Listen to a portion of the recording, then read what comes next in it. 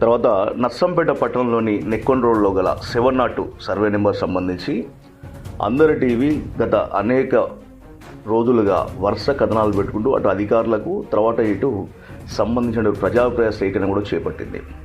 So దానిలో భాగంగా నిన్న సంబంధించిన ఆర్డీఓ తర్వాత ఎంఆర్ఓను కూడా అందరి టీవీ కలిస్తే సో వాళ్ళు క్లియర్గా చెప్పారు, వాళ్ళు గతంలో ప్రభుత్వ భూమి అని చెప్పి పాతినటువంటి ఫ్లెక్సీలు మాయం వెనుక ఎవరైతే ఉన్నారో వాళ్ళని గుర్తించి ఖచ్చితంగా చర్యలు తీసుకుంటాము అనేది వాళ్ళు హామీ ఇవ్వడం జరిగింది. నిన్న సంబంధించి చూస్తే నిన్న మన రాత్రి అక్కడ మళ్ళీ మట్టి పోసి అక్కడ సంబంధించిన పంట కాలువ పైన మళ్ళీ పైప్ వేసి మట్టి పోసే పరిస్థితి చూడవచ్చు మనం. తర్వాత ఎప్పుడైతే మళ్ళీ మనం ఇదంతా కూడా స్టార్ట్ చేసినామో తర్వాత మళ్ళీ మట్టి తీయడం జరిగింది. అంటే ఆ పైప్ ఇంట్లో అట్లే పెట్టేసిళ్ళు పోసిళ్ళు.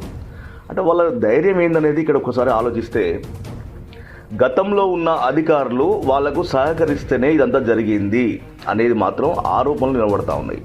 ఇప్పుడు 702 కాదు, నర్సంపేటలో ఉన్నటువంటి ఏదైతే ప్రభుత్వ భూములు తర్వాత అసైన్ భూములలో అక్రమ అమ్మకాలు తర్వాత అసైన్ భూముల్లో సంబంధించినటువంటి అక్రమ నిర్మాణాలపైన కూడా అందరిటివి మరి ఇప్పటికే అధికారులకు అయితే ఫిర్యాదు చేయడం జరిగింది. తర్వాత జంతు సంరక్షణశాల కోసం ఏర్పాటు చేయాల్సినటువంటి భూమి మరి సంబంధించినటువంటి ఆ ఏర్పాటు పైన కూడా కమిషనర్ తోటి మాట్లాడితే ఖచ్చితంగా కూడా మేము ఏర్పాటు చేసే విధంగా మేము ముందుకు పోతాం. ఎందుకంటే నేను కొత్తగా వచ్చినా కాబట్టి గతంలో ఎవరు నా దృష్టికి తీసుకురాలేదు. సో మీరు చెప్పే దాన్ని బట్టి పూర్తి స్థాయిలో నేను విచారణ చేపడతా. ఒకవేళ ఆ సంబంధించిన జంతు సంరక్షణ కనుక అక్కడ భూమి కనుక రెవెన్యూ శాఖ కేటాయిస్తే ఖచ్చితంగా నేను దాన్ని అమలు చేసే దిశగా ముందుకు పోతాను అని వాళ్ళు హామీ కూడా ఇవ్వడం జరిగింది.